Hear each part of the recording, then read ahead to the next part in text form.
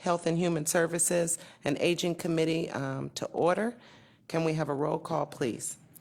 Calling the roll, Mr. Jones. Mr. Jones is absent. Ms. Conwell. Here?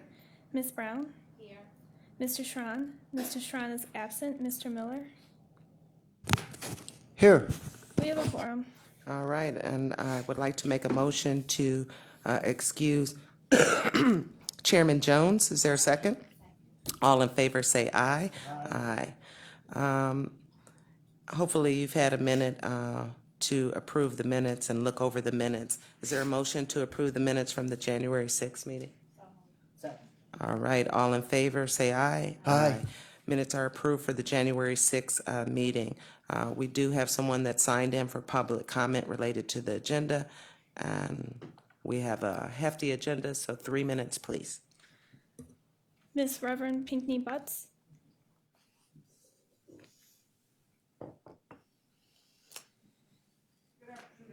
Good afternoon. Good afternoon. Okay.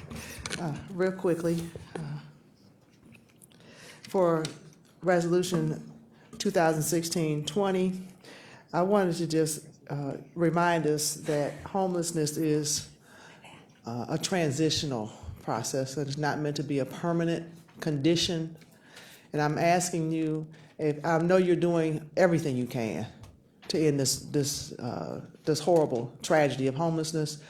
I'm asking you, I've been to CMHA board meetings and asked them to work more diligently with the homeless shelters, because in my experience of being there, the social workers get frustrated. And as you're addressing the health and human services, even the mental health aspect of this process, and even with Lutheran Metropolitan Ministries, as a pastor, I try to get some other people assistance, taking it away from myself. And they're overwhelmed. The social workers are overwhelmed. If you have someone that can investigate, not in a negative capacity, just their daily process of what they're going through, it would be very beneficial for what you're doing. The second thing, your second item, item 21, and I'm saying that because a person who was in the Norma Hare shelter with me, this person committed suicide last year because of the process. And we don't want suicides or anything else, any more tragedies like that. And then I had also been addressing the lead poisoning epidemic that's taking place on CMHA housing property. When you're addressing your homelessness, even through the mental health process, please look into that. For item 21, Eden Incorporated has had its share of challenges. But I'm asking if you have any money available or resourceful that would benefit them so that they can afford to pay people's security deposits. At one time they did have it, but there have been some indiscretions and some things that when the cat's away, the mice do play. The director's working in meetings, and some of her staff, she's going to have to address some of them on some of their behavior. But I don't want her to suffer as a result of their inappropriate behavior, and I don't want them to suffer financially for helping people who they really can help.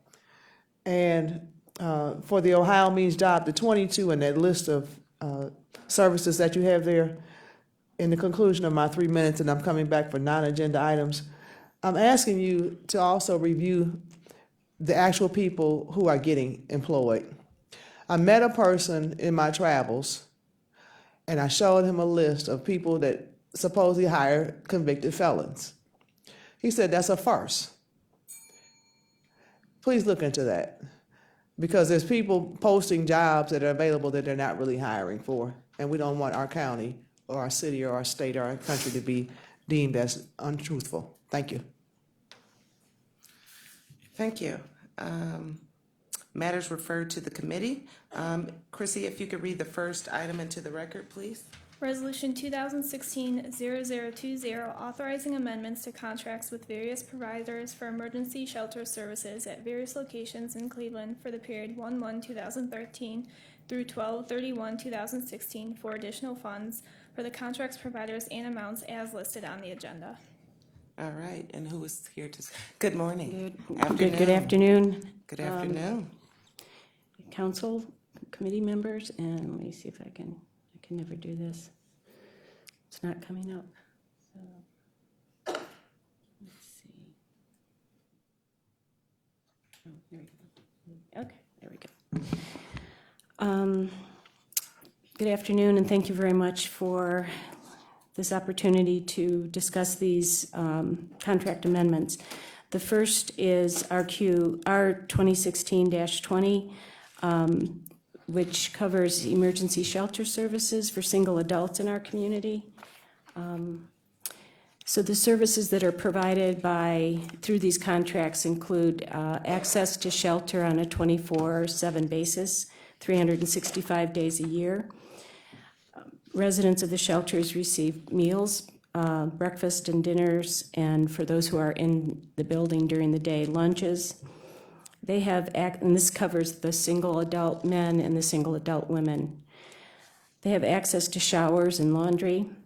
They are linked with alcohol, drug, mental health, and health services. They are permitted to stay without an exit point, like in 30 days you have to leave, or 45 days.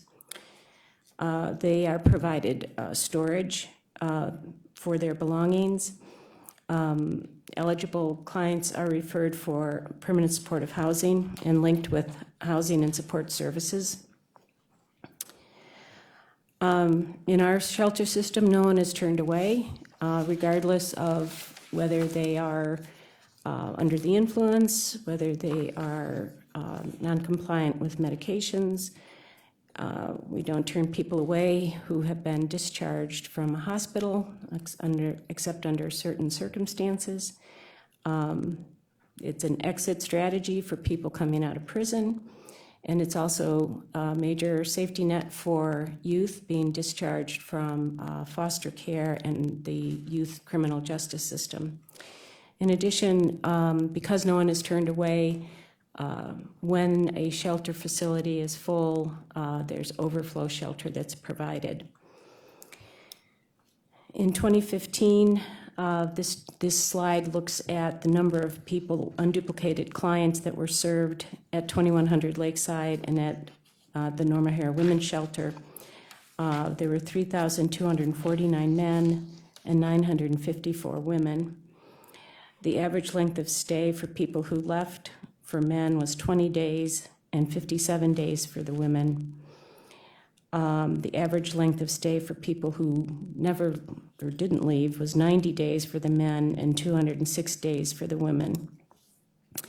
And just kind of a footnote on the length of stay data.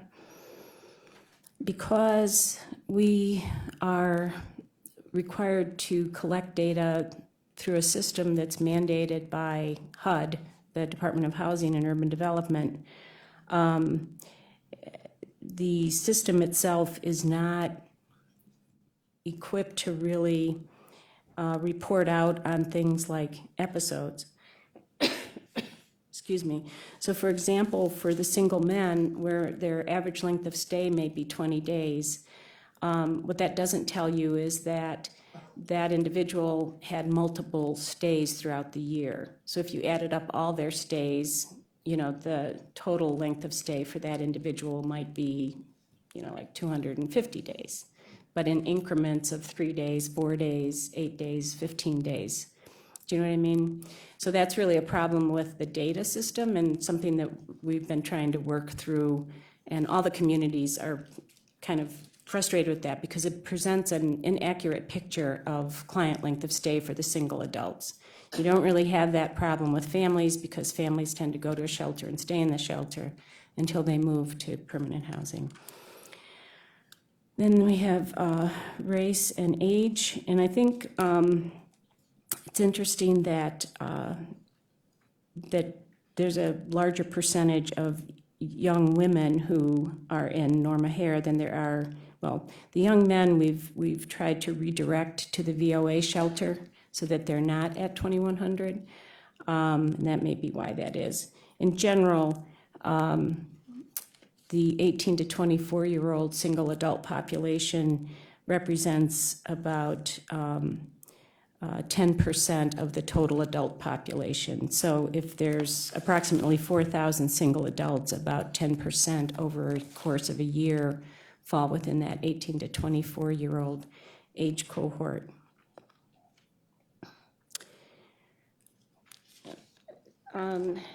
The next slide is the contract details, and see that's the little devil, the devil is in the details thing. It's a little, thank you for that. So for Lutheran, the contract amount is $1,701,638. It's a 12-month contract. It's the same amount as in 2015, and it's 100% funded through the Health and Human Services levy. Sort of a note is that in 2015, Cuyahoga County was awarded a $1.9 million grant from the Ohio Housing Finance Agency to match county investment public works dollars to do repairs and improvements to 2100 to that building, which the county owns.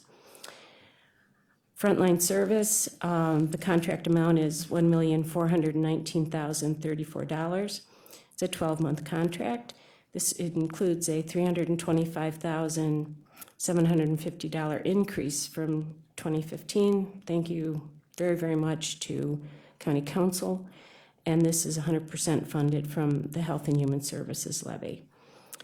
And there are representatives, Mike Searing, who is the director of the shelter, Lutheran Metropolitan Ministry Shelter is here, and LaTanya Murray, who is the shelter director for Norma Hare, is also here, and be happy to answer any questions or engage in any conversation about those two shelters. Councilwoman Brown. Good afternoon. You indicated that the shelters are accessible 24 hours, 7 days a week. What members of the staff are present during that time, during around the clock? Are counselors and security always available? Through the chair to Councilwoman Brown, I would say no, because most of the, at least 12 hours people are sleeping and eating and that sort of thing. I could have the directors of the shelters be more specific about staff that are on site during the day to provide services, case management services.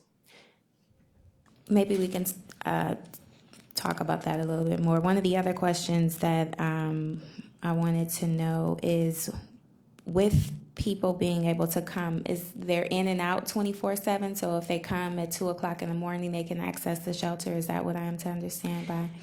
Right. So through the chair to Councilwoman Brown, yes. So if someone comes in the middle of the night, they're provided access to safe, secure shelter.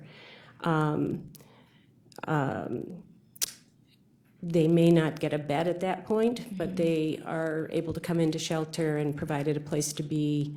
I thought you were going to be asking if someone came in at 2 o'clock in the afternoon. I mean, there's times during the day where if a client isn't engaged in case management services or some kind of programming, they're not permitted to be in the shelter.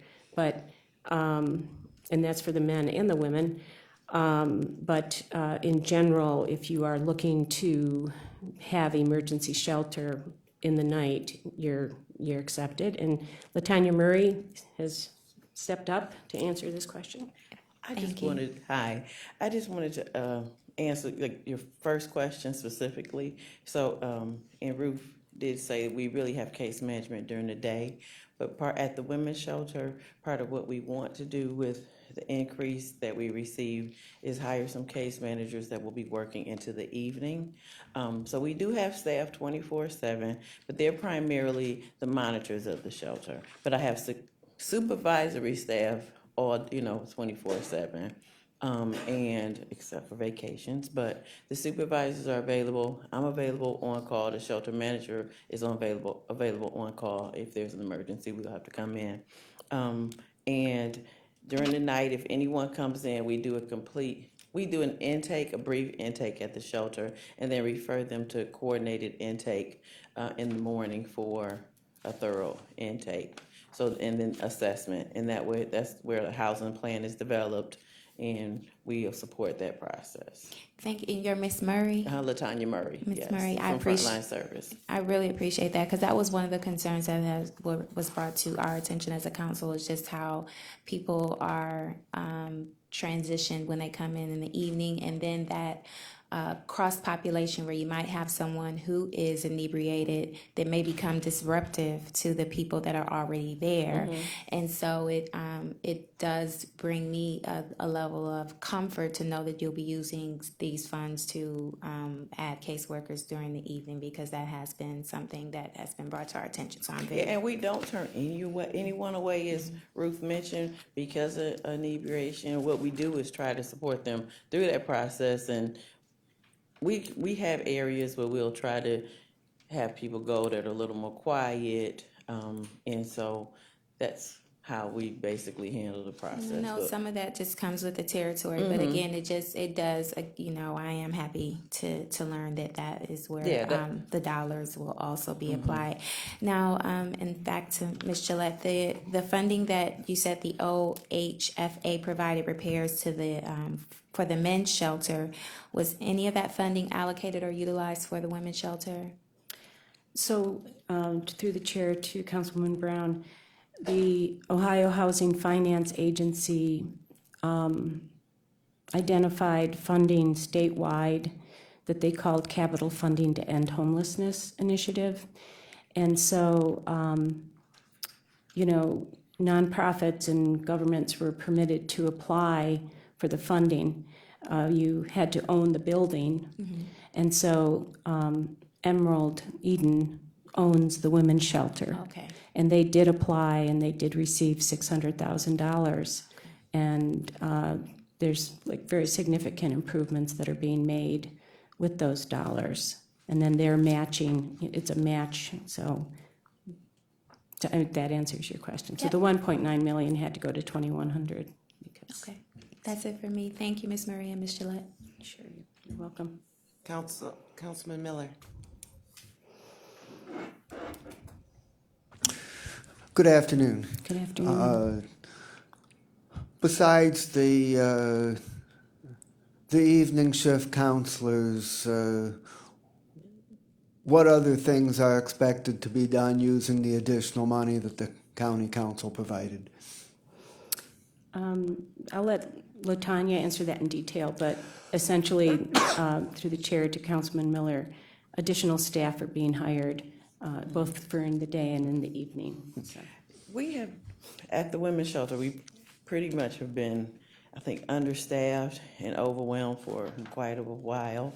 And it was recognized here in council, even last year around this time, you all were asking very pointed questions about the number of staffing that were on site for the numbers that we were reporting. So we basically are adding, I think it's 5 full-time and 5 part-time staff, so we're able to really increase staffing, have more people during the day and evening hours.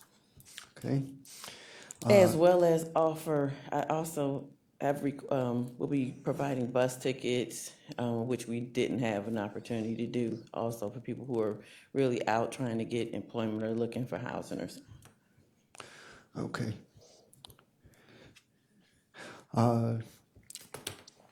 I attended the last Homeless Congress meeting, and at that meeting, a statement was made that at the men's shelter, when it's filled, that there's overflow that people get sent to and are able to stay at, but that when more come to the women's shelters, they just squeeze them in, and I'm wondering if you could give us your perspective on how overflow is handled at the women's shelter. Through the chair to Councilman Miller. So the men's shelter has a limit of 365 individuals, which is set by the fire department. And the city is pretty firm on making sure that that is adhered to. And so from practically the beginning of the time that we had the men's shelter, there has been the need for additional overflow space. The women's shelter at 2227 Payne is able to add mats and now beds without jeopardizing or bumping up against a fire limit. I think that the numbers that you heard quoted at the Homeless Congress could have been an exaggeration of the situation at the women's shelter. But essentially, it comes down to building capacity per the fire code. And Latanya, I don't know if you want to add anything. That's correct. That's correct. And that's for the men's shelter you're talking about? And so the men's shelter has overflow outside their building Gotcha. because they are limited by the fire department. The women's shelter also has a limit, but they are not bumping up against a dangerous situation per the fire code. And also, again, like to really consider that those numbers may have been exaggerated that were quoted. And we do have a limited number of beds, and we are in the process of expanding that. So that's part of the reason why overflow is held on site. We probably utilized space when we opened. Our numbers were not as high as they are today, and so we are in the process of obtaining more beds for the shelter, for the women's shelter. And what is the funding source for the additional beds? Eden has secured the funding for the additional beds. Through the chair to Councilman Miller, those would be those OFA dollars that I mentioned, the capital funding Okay, resources, and their own money matching. okay. Just say something. Cleveland Foundation dollars will be used for purchasing the additional beds and mats. That was Elaine Gimmel from Eden.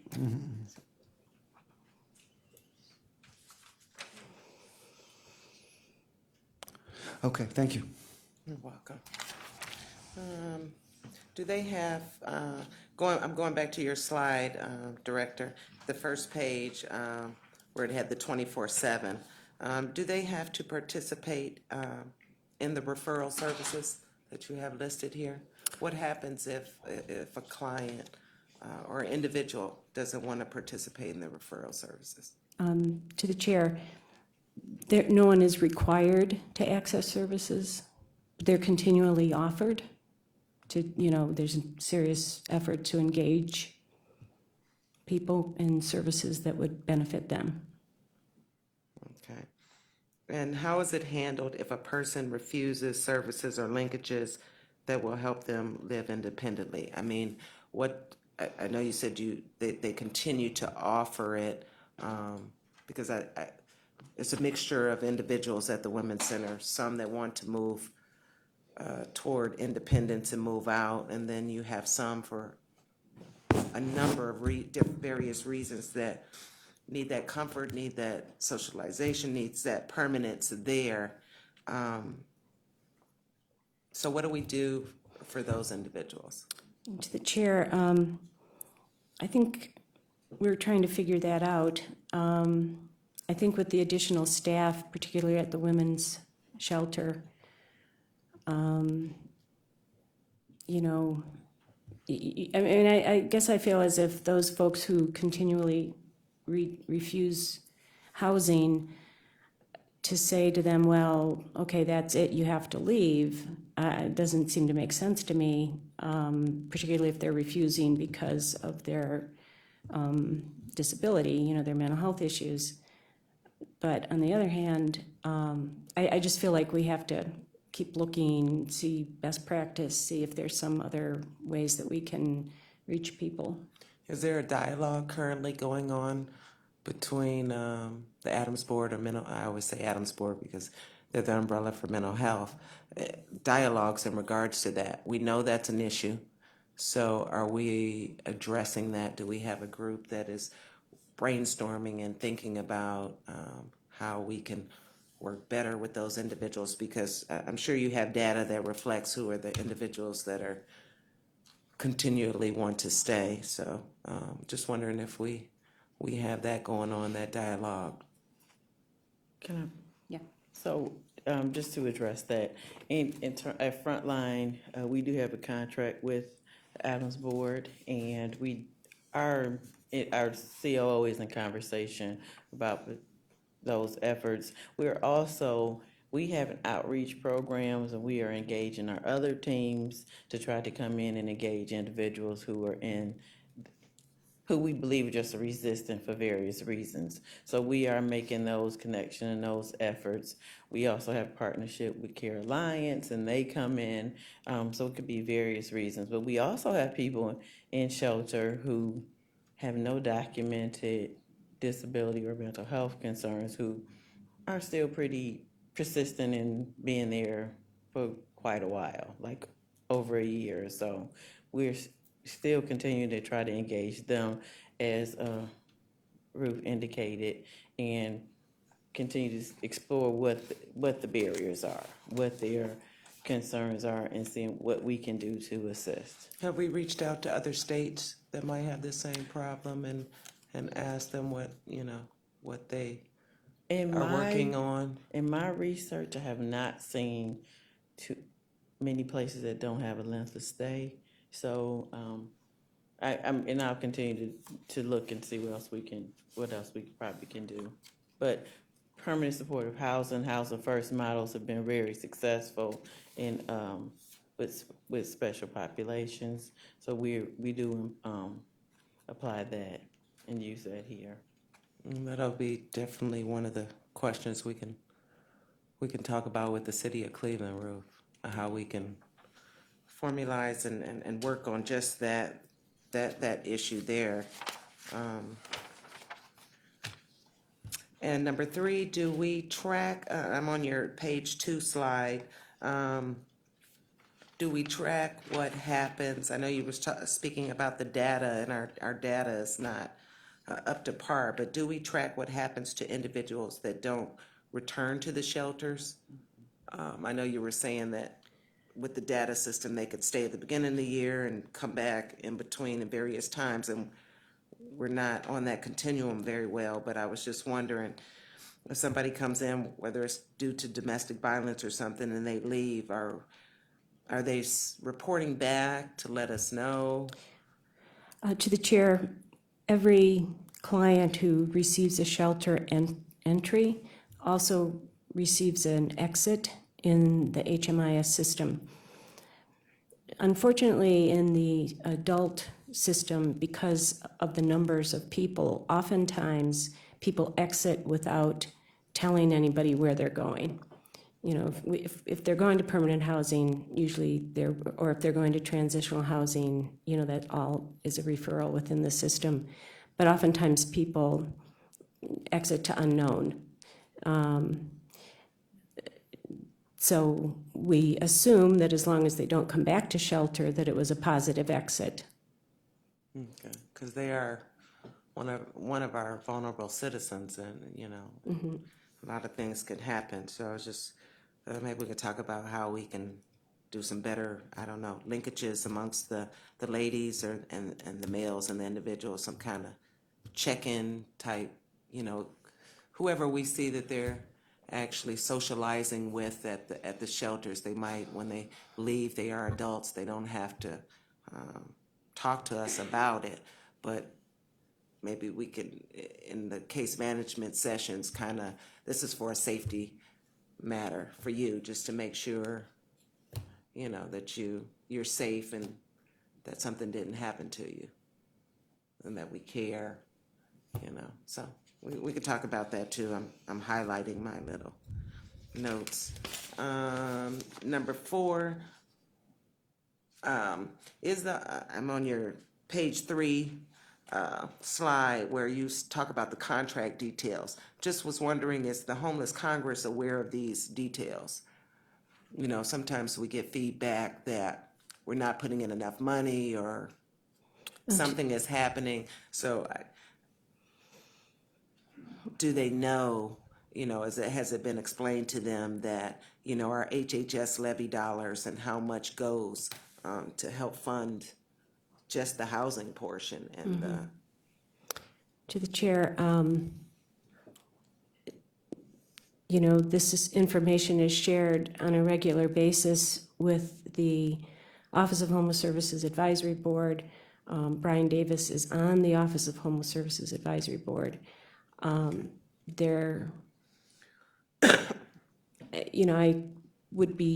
could, and I have in the past, asked to have time at their meetings to do a presentation on various things that are happening and to explain, the funding. And it may be that it's time to do that again. do we have a homeless individual sitting on that board? We have several, Okay, and we have an unlimited welcome mat for any homeless or formerly homeless person who wishes to be a board member. all right.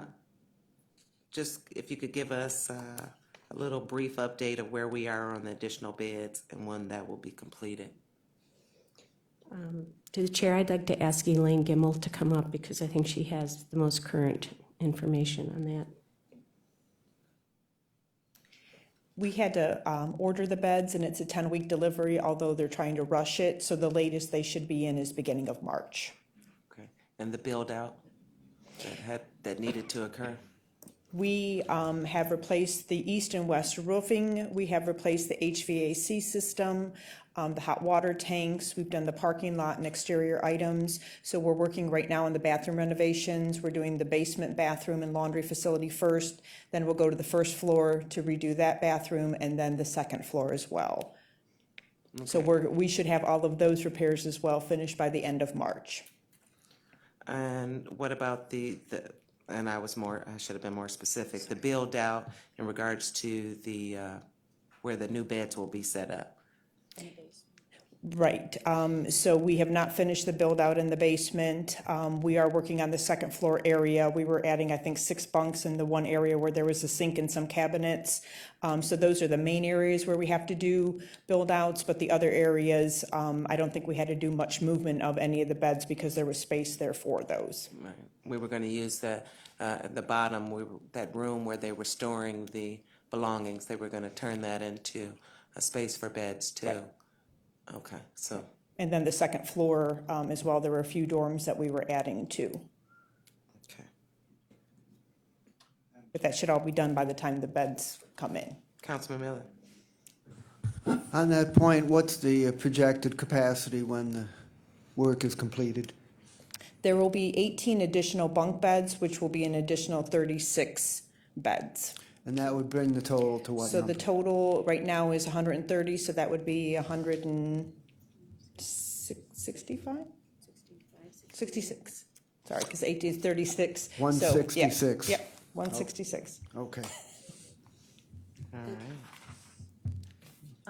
Could I just, to the chair, to Councilman Miller, the footnote on the number of beds is that, and to Councilwoman Brown's concerns as well, there's some women who do come in after curfew, and so as not to disturb people who had a bed, who were in a bed in a sleeping area, they would still be provided a mat on the floor in an area that would not, impact other people when they come in.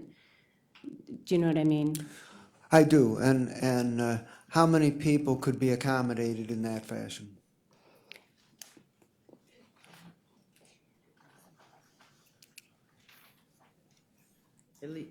At least 30. Okay. So conceivably, we But could normally- conceivably, we could have 196. Yes. Okay. Conceivably, we already have space and room for over 200 now with our current beds and number of mats. So we do. So I'm just thinking roughly we could easily accommodate 30, but it could be more. So I'm just not sure in terms of spacing, and as Councilperson Conwell indicated, there's a build out, so that takes up some space that we currently use for what we consider overflow, so that will take up some of the space. So we have about 70 mats as it is, so we could probably, I'm assuming we'll go down about 40 or 30 or 40. Okay, so Uh, comfortably in the 200 range. Yes. Okay, thank you. Councilwoman Brown? On that point, it was indicated that the men's capacity was determined by the fire department at 365. Have we not done that for the women's shelter? The women's shelter certificate of occupancy is around 300, but I can get you that exact number. I did not bring that with me. But due to staffing, I'm guessing, what would limit us from reaching that 300 number that we? Because I'm guessing that the need is there, but maybe either the facility or staffing does not match with the maximum capacity number. Can you elaborate?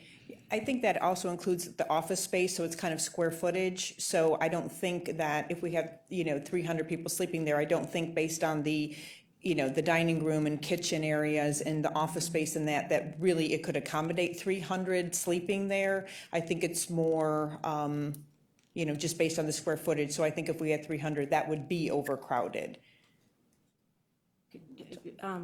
To the chair, to Councilman Brown, currently, no one's turned away, so we are meeting any demand that is there.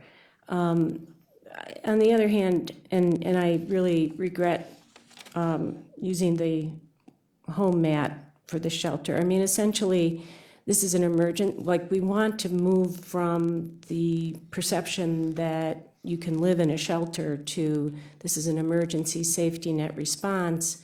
And, we want to support people to move back into permanent housing. So while on the one hand, it's great that we have the capacity to serve, 300 or 280 women, that would be a tragedy, I would think, in our community if we actually had 280 single adult women who needed shelter every night. And I think what we need to be doing is trying to figure out how better to keep people in housing and how to help them leave homelessness more quickly, to get that number down, under 100. But that's just, that is really the goal, so. Are our new numbers moving in that direction? I'm not quite sure that it would be, are numbers moving down? To the chair, to Councilwoman Brown.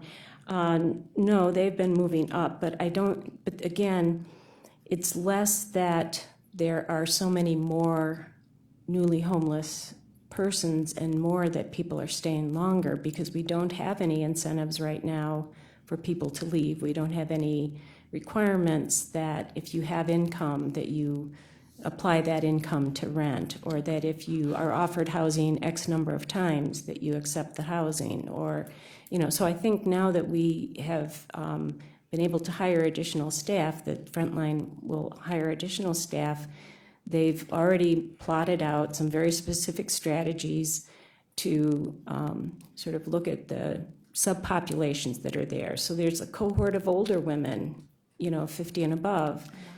Yeah, and, what are their unique needs? And many of them have income, either Social Security or retirement or disability. And then you've got the younger women, and we're trying to work on a youth, ending youth homelessness initiative, and how can we leverage resources there? And for everyone in between, but essentially it's kind of like looking at the subpopulations and figuring out specific strategies, and then the chronic homeless who keep refusing shelter or housing that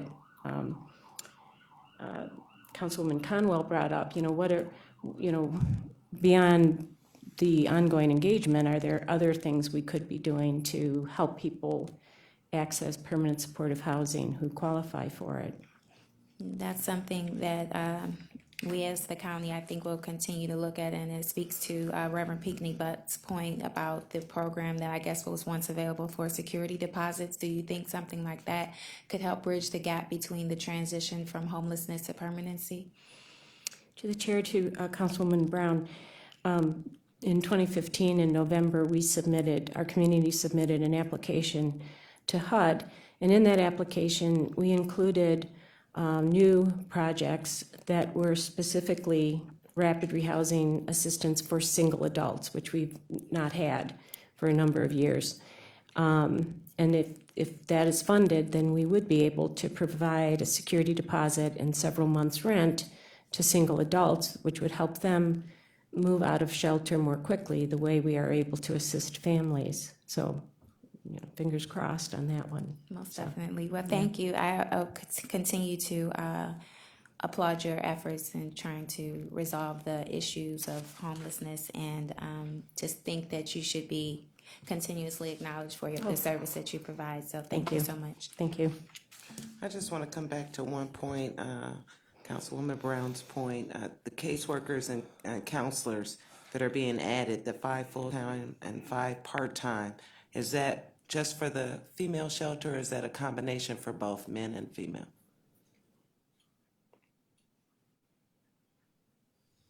That's just that, Norma Her.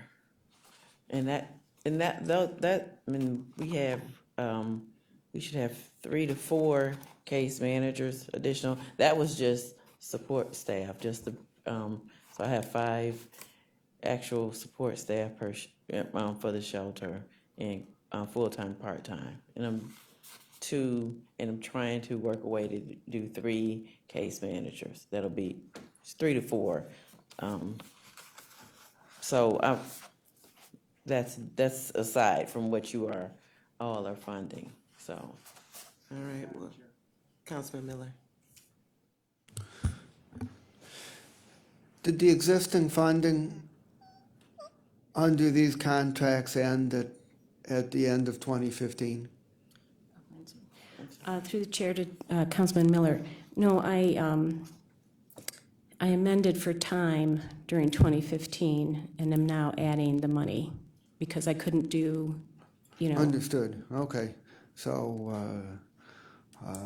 is there money remaining in these contracts, or would it be beneficial if we pass this under suspension? Through the chair to Councilman Miller, it would be appreciated if you would pass these under suspension. And I would make that motion to Thank you. refer 2016-0020 to the full council with recommendation for second reading suspension. All right. And another point I want to bring up is that we could talk more in the policy meeting that we've set up. And for the council members that don't know, there's been kind of like a dialogue that's been happening between the city of Cleveland and Levine and myself, and that will incorporate frontline staff and Ruth moving forward on looking at some of these policies that we could do as a joint initiative, since we are the 2 primary funders, the county and the city of Cleveland, to work on some of these issues. So that meeting is coming up, and we'll have to ask Levine in February. We finally got a date. So all are welcome to come over as well. But I guess one of the points that I'd like to make to add to that is we need to look at the justice reform and how it correlates to homelessness. We know once they go in, if they come out, they don't have family members, and they end up in a shelter. So I think that's a big piece of it, and I don't know if we track those numbers, but I'd like to look forward to adding that to our conversation as well. So hearing a motion to move this to the full council for second reading suspension. All in favor say aye. Aye. All right. Chrissy, if you could read the next item into the record, please. Resolution 2016-0021, authorizing an amendment to contract number CE 1300126 with Emerald Development and Economic Network for rapid rehousing assistance, location, and stabilization services for the Emergency Solutions Grant Program for the period 10/1/2012 through 12/31/2016 for additional funds in the amount not to exceed $908,000. Thank you. To the chair, to the council members, this item is part of the Hearth Act, which was passed by Congress in 2009, the Hearth Act requires communities that receive federal funding to implement a coordinated entry, single front door to the shelter, and to also implement a shortened length of stay and to use resources to help families and individuals leave shelter more quickly. In our community, Cuyahoga County has 5 provider partners for these initiatives. United Way provides what's called the housingcleveland.org, which is a website that people can go to find housing. Cleveland Mediation Center participates by providing diversion services at the front door of the shelter. Cleveland Tenants Organization contacts households that have had an eviction filed against them and provides information about avoiding eviction. Frontline Service manages our coordinated entry to the entire homeless system, including the permanent housing resources and rapid rehousing. And Eden is the partner that actually manages the rapid rehousing component. And the services that they provide include, they accept the referrals for rapid rehousing. They maintain all the documentation and do the data entry in HMIS. They provide housing location services to the families in shelter to help them locate appropriate housing. They do the housing inspection. The properties have to meet HUD's housing quality standards. They issue the security deposit and the monthly rent. They also coordinate the case management that's provided to families during the time that they're receiving a rent subsidy, and they track the housing stability going forward a bit. In terms of performance, since May of 2015, there have been 322 family households referred. 247 have passed inspection. The time frame from being referred for housing and to getting a passed inspection is 42.3 days. Just a footnote here, oftentimes what happens is a client will identify a property and the housing inspector, the inspection will be scheduled and the property will fail the inspection. And so either the landlord has to, do the repairs and be re-inspected, or depending on the situation, the family may be advised to just find a whole new property. And so that adds to this length of time. So this past year, Eden was awarded a grant from United Way for a housing sort of liaison with private landlords in our community. And so we'll be developing more of a landlord list that will hopefully shorten the length of time that families are trying to find units that are appropriate. So that was really appreciated by United Way. This also includes another partner in this is the City of Cleveland's Department of Aging. They receive some of the funding from the City of Cleveland's Emergency Solutions Grant, and for senior citizens whose homes are being condemned because of building code violations, these funds are used to help get them into new housing, better housing. So in 2015, 296 families have been housed through rapid rehousing, through the moving from shelter into rapid rehousing. So the funding for the coordinated entry and rapid rehousing and all these services is the result of blended resources. This particular contract has funding from the City of Cleveland's Emergency Solution Grant and the Ohio Department of Development Housing Trust Fund. for a total of $908,000. And we're happy to, Eden is here to answer questions again on this item, and happy to answer any questions that you have. Councilwoman Brown. The slide says that we accept, that referrals are accepted from where? Where the referrals come from? All the referrals come from the shelter system, the family shelter system. So we, to really implement this rapid exit, have implemented a requirement that every family that is in shelter be referred for rapid rehousing within 7 days. Okay. And then the other question is, have we noticed a trend in the neighborhoods of where, and this might even go back to the previous, but where the homeless population is coming from, or where we're seeing maybe higher evictions? To the chair, to Councilwoman Brown.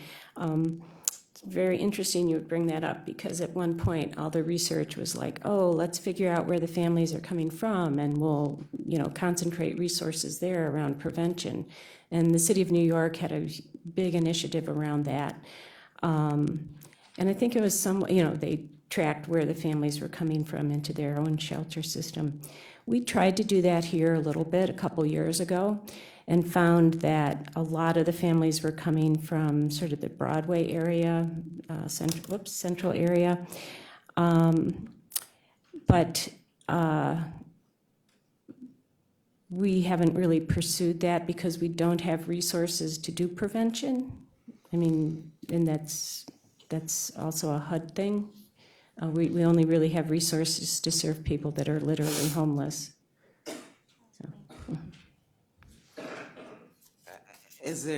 Do you have like a dollar amount in your mind of what that would be? Have you looked into that a little bit, what that prevention? Oh, to the chair, I think it would be just like millions of dollars. I mean, there's so many households that are unstably housed who, hit snags. There's really, in 2009, from 2009 to 2012, our community had about $14 million through the American Recovery and Reinvestment Act, and we were able to utilize some of those funds for prevention. And we intentionally developed like 3 different strategies just around prevention, and one, linked resources to evictions, and one tried to go further upstream with working with families, low-income families in subsidized housing to try to head off evictions there. But at any rate, like I said, I could give you the exact amount, but we spent all the money, let's put it that way, and the need was still there, Okay. Does this contract have anything to do with the 86 beds out? To the chair, no, Okay. it does not. Okay. All right, any further questions in regards to this contract? All right, I'd like to make a motion to move, second reading suspension is what? Thank I'd you. like to move this 0021 to the full council, second reading suspension. Is there a second? Second. All in favor say aye. Aye. Thank you. Thank you very much. I forgot I was for HHS. I was thinking, wait a minute, I don't push that. Thank you. Had a memory lapse for a minute. Chrissy, if you can read the next item into the record. Resolution 2016-0022, authorizing an amendment to agreement number AG 1400113 with Department of Workforce Development for operational support of Ohio Means Jobs, Cleveland and Cuyahoga County Service Centers, and management of the Occupational Skills Training Program and individual training accounts for the period 7/1/2014 through 12/31/2015 to extend the time period to 6/30/2016, and for additional funds in the amount not to exceed $627,216. Good morning, David Merriman. I'm sorry, good afternoon. It feels like the days Everybody's been saying that all slipped day. away Good here. afternoon.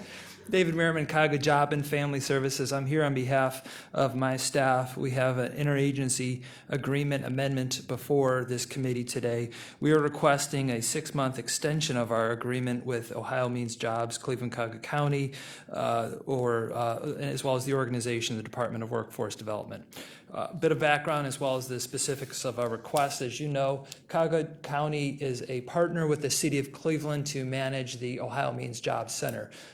There is an intergovernmental agreement in place between the county and the city on the funding and the support for the Ohio Means Jobs Cleveland Cuyahoga County office. Cuyahoga County is actually responsible to give a portion of our TANF funds to that organization, and also to select the fiscal officer for the organization and to support its work. In that supportive work, it includes my participation on the Workforce Development Board as well as other services.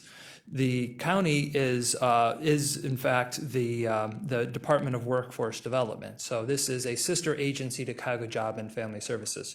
For this reason, any contract that is released by the Department of Workforce Development or Ohio Means Jobs, Cleveland, Cuyahoga County, is processed through the county. We are their fiscal officer. And as well as our procurements are processed through the county's procurement process. I'm here on behalf of Cuyahoga Job and Family Services for one specific service, or actually one specific contract and a range of services that are provided through this partnership. You'll recall that 6 months ago I came before this committee to request extension of a contract that we have, or an agreement we have with OMJ, for 6 months. At that time, I laid out the rationale for just requesting 6 months, and that was associated with the implementation of the state's comprehensive case management employment programming. We did not know what the state intended as it related to implementation of that program. We knew it was a legislative proposal that changes would occur during the budget process. Felt it was prudent just to do a 6-month extension and then see how the legislation progressed through the budget process. Long story short, the Comprehensive Case Management and Employment Program was passed by the legislature. It is in place for implementation in July of this year. However, there was not a need for us to disrupt this contract or change these services in the first half of 2016. So our 6-month extension could have been a 12-month extension, but we felt it was better for us to take the time to see what the legislation would give us. So we are here requesting the second half of that 6-month extension, and the contract itself will accomplish 3 services for the county. The first is we provide operating support for their one-stop centers. The primary one-stop center is just across the street, if you will, on Boulevard. It's the Ohio Means Jobs Cleveland Cuyahoga County office. That's their primary location.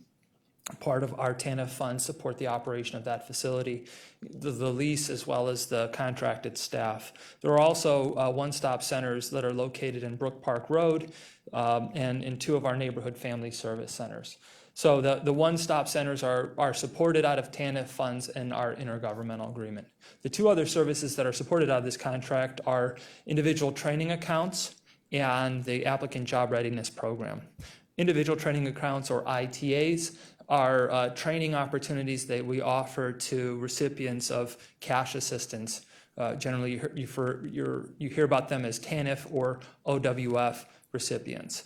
Those individuals are required to do some sort of work activity to be able to receive their cash benefit. That work activity can be participation in a work experience program where they're not paid.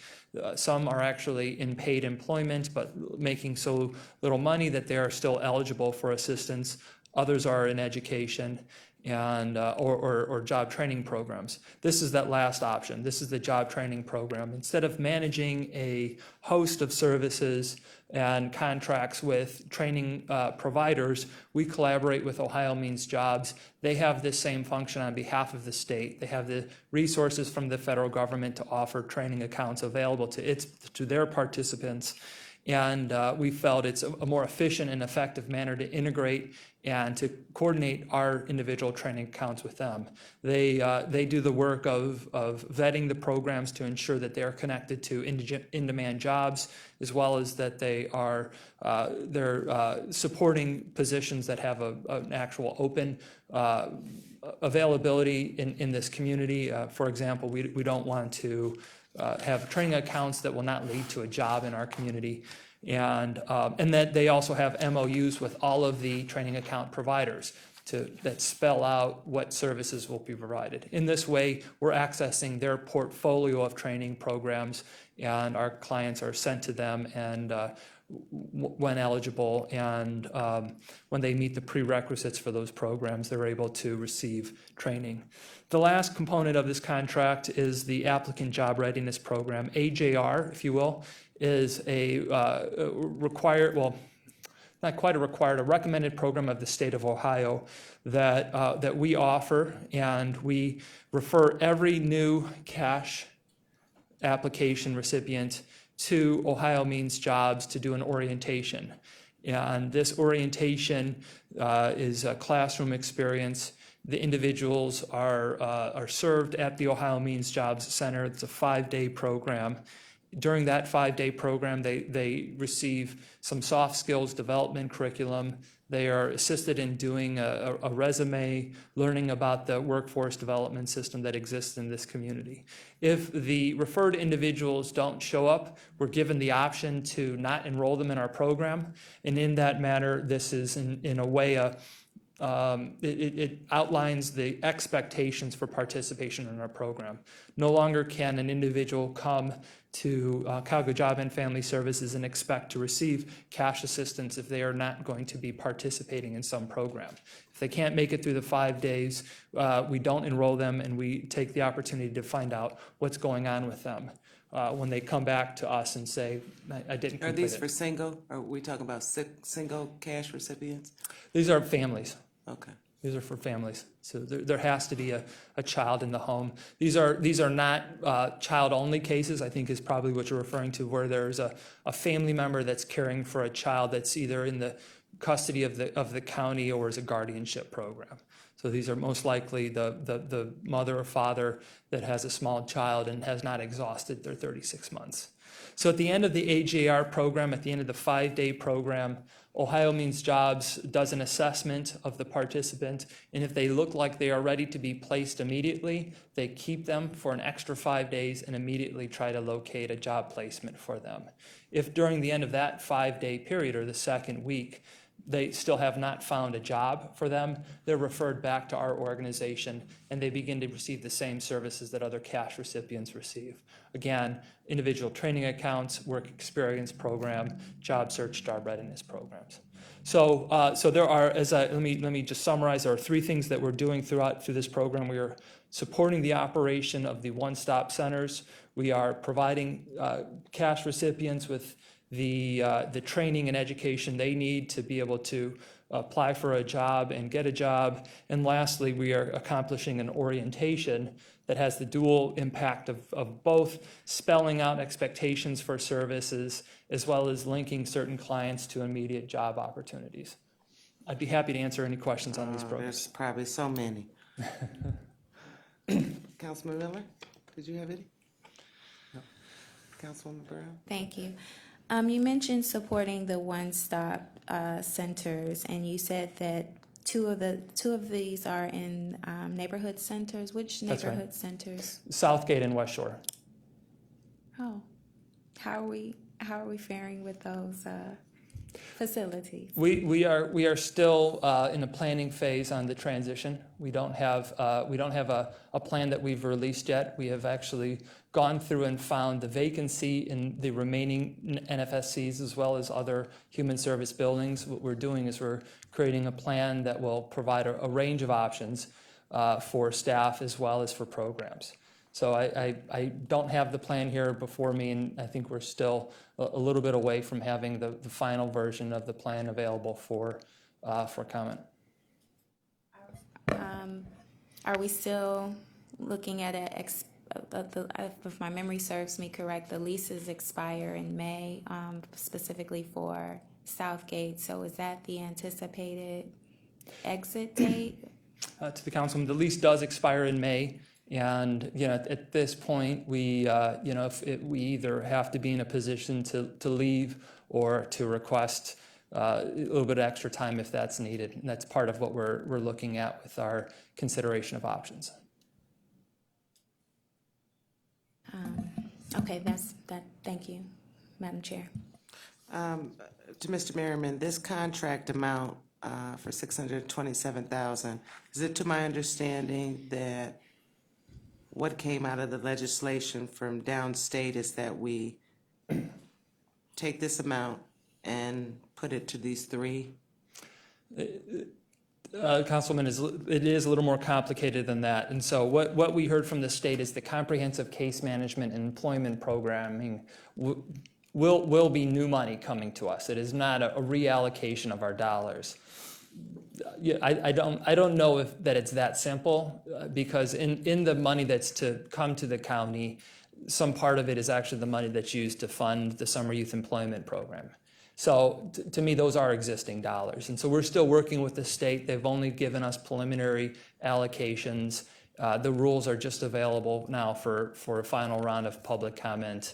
And so the money before you included in the request for this administrative interagency agreement amendment is the TANF money that has always come to us and the TANF money that will still come to us. So it is not the funds that would be used to support the comprehensive case management program.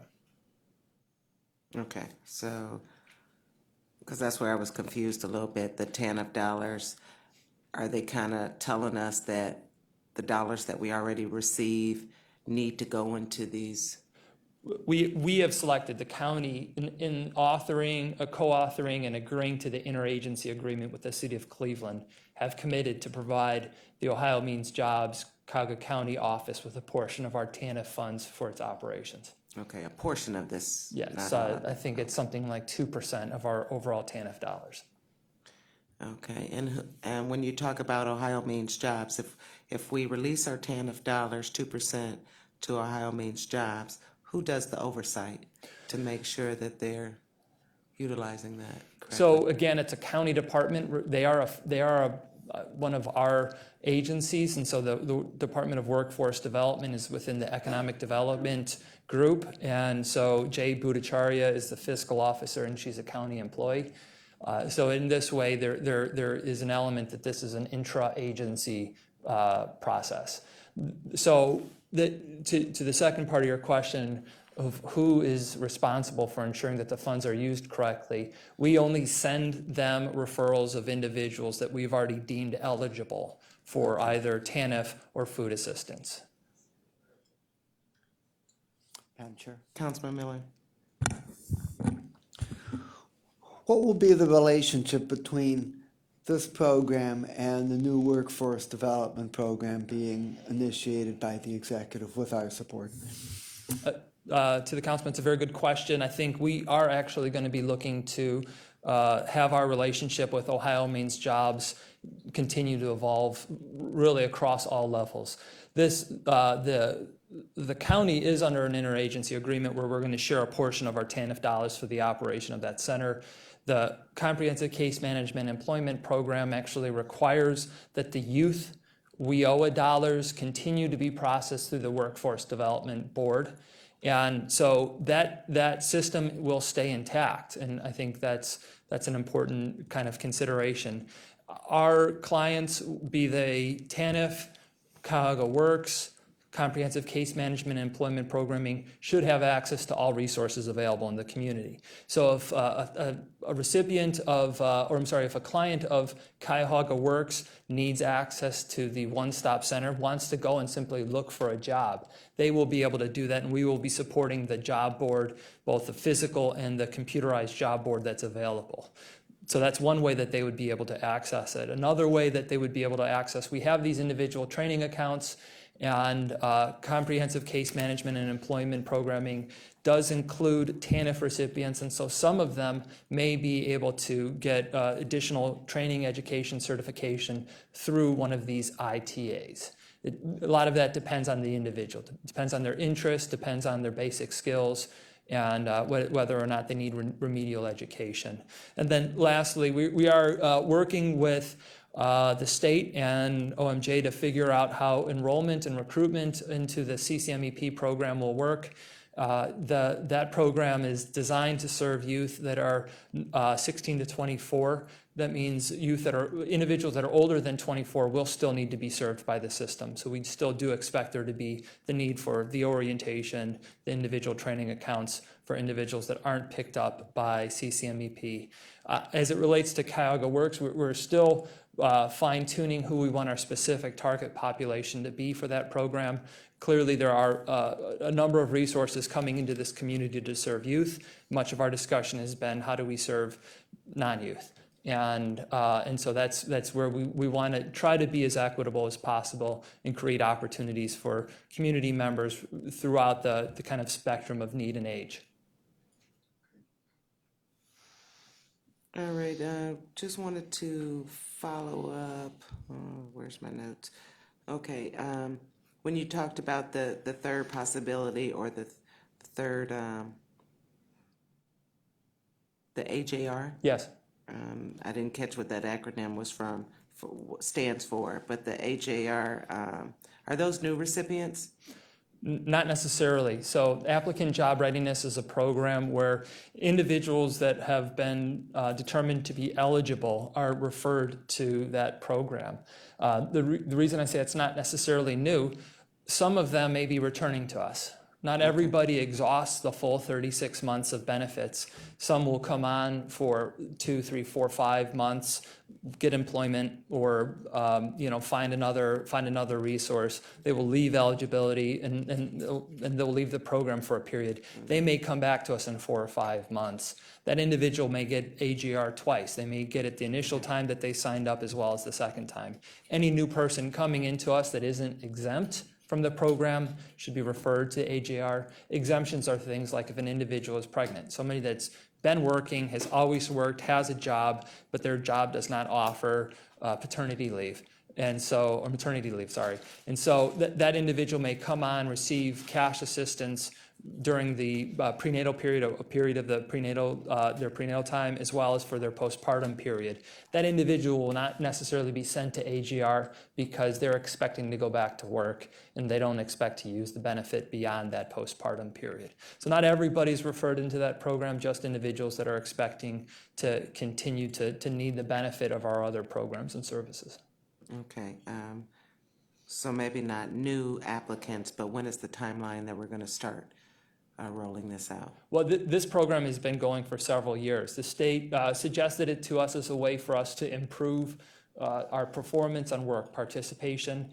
I think what we found is that depending on the time of month that individuals come forward and request assistance, we may be able to assign them a work activity immediately or not. When we don't assign them a work activity, when they don't begin to do the various programs that are required of them to receive benefits, we can at times lose them. We don't want to lose anybody and not make an immediate referral. This program gives us a location to make an immediate referral, have the individual learn about what the requirements of the program are, as well as the options within the system, and ultimately possibly be linked to a job.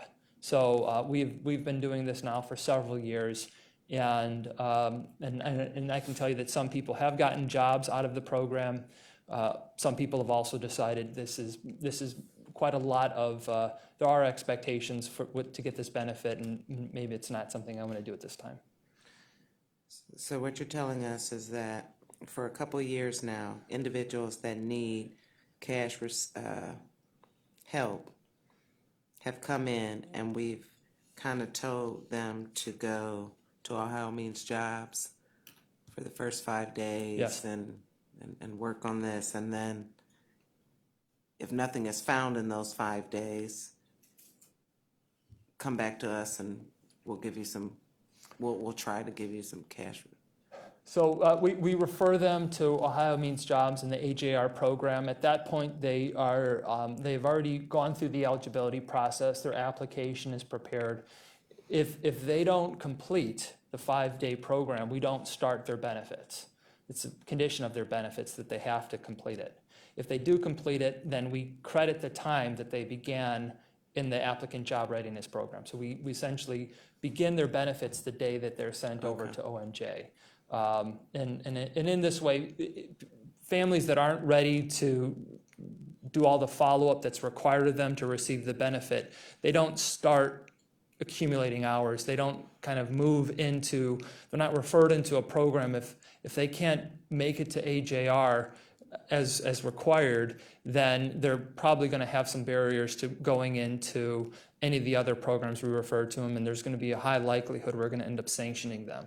So this is a way for their orientation to both lay out the services that are available, as well as start to create the expectation that those individuals have to either go where referred or present good cause when they can't. At times, family members they get referred in, they have a sick child. We do accept good cause, and we do kind of credit their time to say, okay, well, obviously you couldn't make it to that because you were in the hospital with your son or daughter. And, so we'll do another shot at it, or maybe we'll just waive the requirement and move them right into the program. So the individual, when they come to us, we do fill out the application process. So we make sure that all that's done before we send them to, okay. Yeah, generally speaking, we're getting very few new applications that haven't already begun to receive some form of benefit from us. Frequently, a family that's going into cash assistance is already receiving food assistance and already getting Medicaid. And something's happened in their life that they now need to get cash for a period. And so technically, they're usually already in our system. We're already working with them.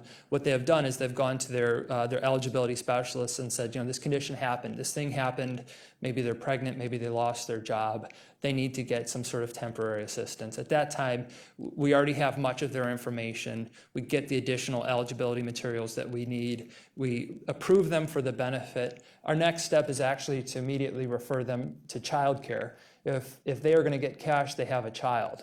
And at that point, we know that they're going to have to do some form of activity to be able to receive those benefits unless they're exempt, and we'll need childcare. And so we then begin the childcare eligibility process, helping them to find a resource in their community, hopefully a high-quality childcare center.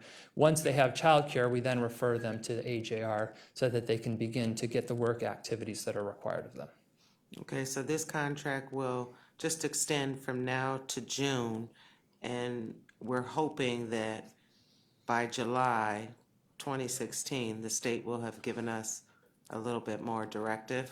The state and also local decisions will be made. I mean, there are options available to us that we're still considering how we want to implement comprehensive case management. Okay. Regardless of CCMEP, we have the interagency agreement that requires us to provide a portion of our TANF funding to OMJ. So I think these services will most likely continue, or OMJ will identify another need for the funds.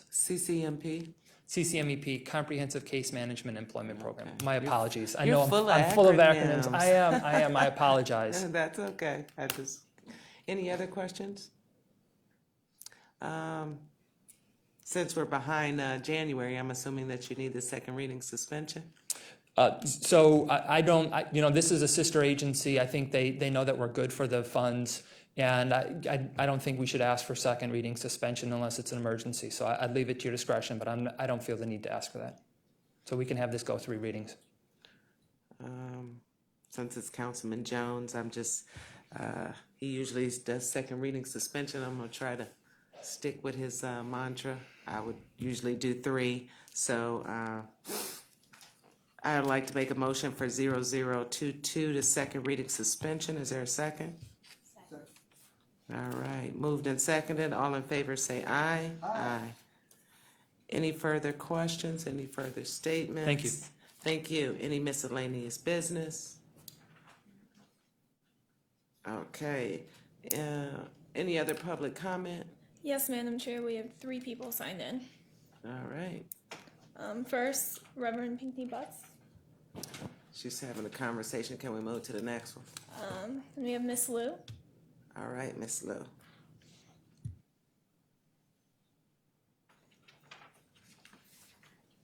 For me, I will say good afternoon, and we are still in Happy New Year. Thank you all very much. After our Council Lady Conwell and our Councilman Miller also graced us, you visited a Homeless Congress meeting, and you asked good questions, and you were a good listener. And I just heard all the questions you asked our Miss Gillette. And those are the questions we presented to you, and you started tackling them. So I really appreciate. But as I said in that Homeless Congress meeting, all the council members, OHS, and even the frontline high management, well, you are all busy trying to find solutions, resources, to solve the problem which has been on for 13 years. Unfortunately, we still have obstacles, and as Councilman Miller found, actually the things Homeless Congress already have been presenting, most of the items are not budget related, are not. However, when I came to learn today's meeting, I heard certain things, so I would like to clear that out. Currently in the OHS Advisory Board, there's no current board member is current homeless or homeless within the last 5 years. So for the homeless people, they think nobody's actually presenting them. Even we do have some good advocates, but when they were younger, yes, long time ago, were homeless, but not now. Some of the situations may not be the same right now. So to answer your question, I would say there's no real homeless people. We do have advocates used to be homeless, but that was a long time ago. The other thing, as Ms. Gillette mentioned, Homeless Congress exaggerated numbers and whatever. That was the reason why I have been coming to the meeting to invite all of you guys to have a visit, maybe after dinner. Now I will extend the same invitation to Ms. Gillette and even Director Murray, but right now she's not here. If you guys all come up here, you can tell the building used to be office buildings. So the configuration cannot really have 300 people. Even for the current 200 people or 180 to 200 people, it's already bad because nowadays, compared to 30 years ago, we do have more people with mobility issues on their physical or mental health. Plus, yes, we do know that it has been understaffed, but unfortunately, current staff we have, they are not sometimes very helpful. So please come. Thank you very much. Next. Reverend Pinckney Butts.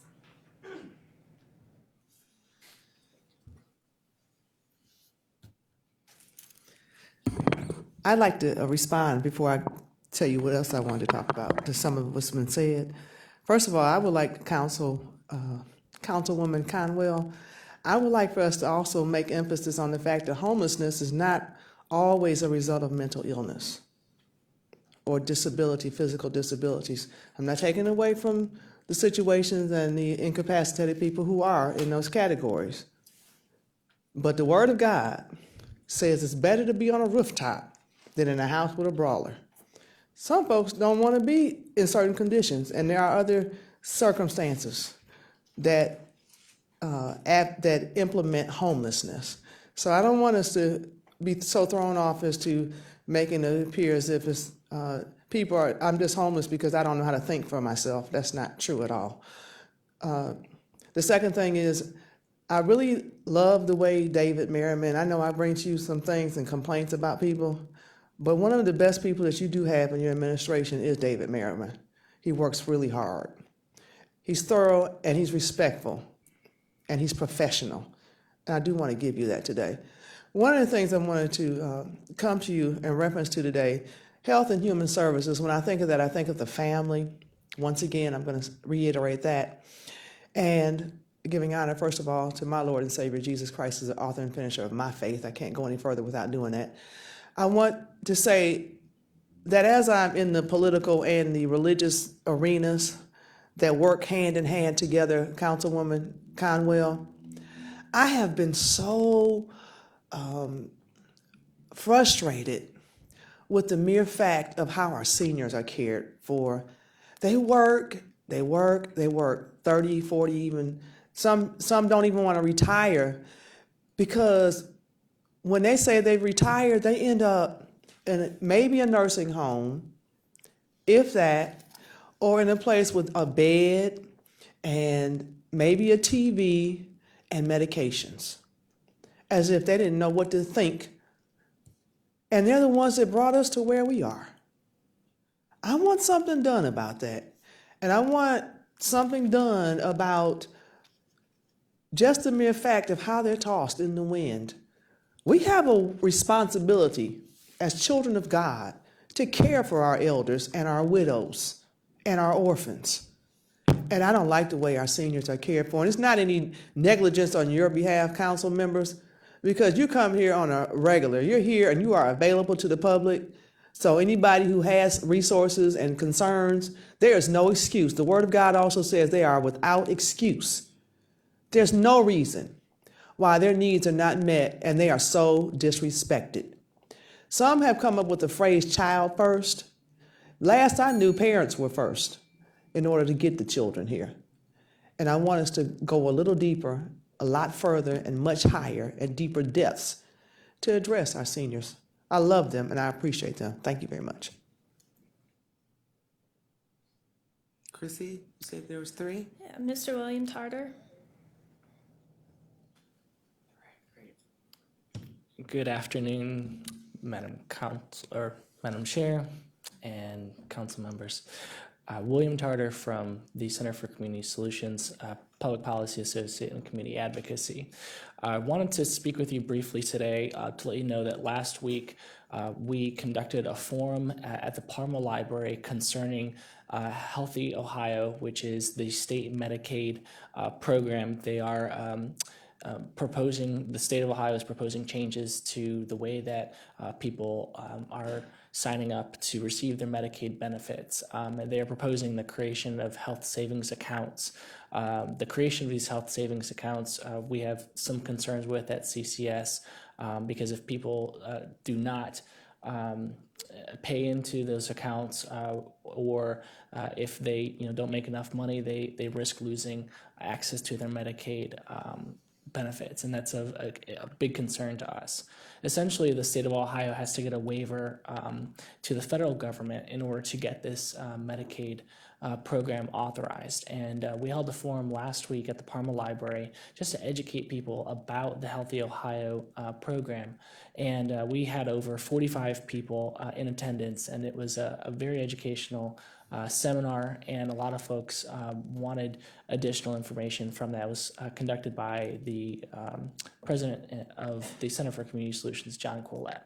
So a lot of people said, well, can you provide some type of follow-up for people who might not have been able to make it to the seminar and may want to know more about the program and about the waiver request that's currently before the federal government. And so we are going to conduct a webinar next Friday, January 29th from 1:30 to 2:30.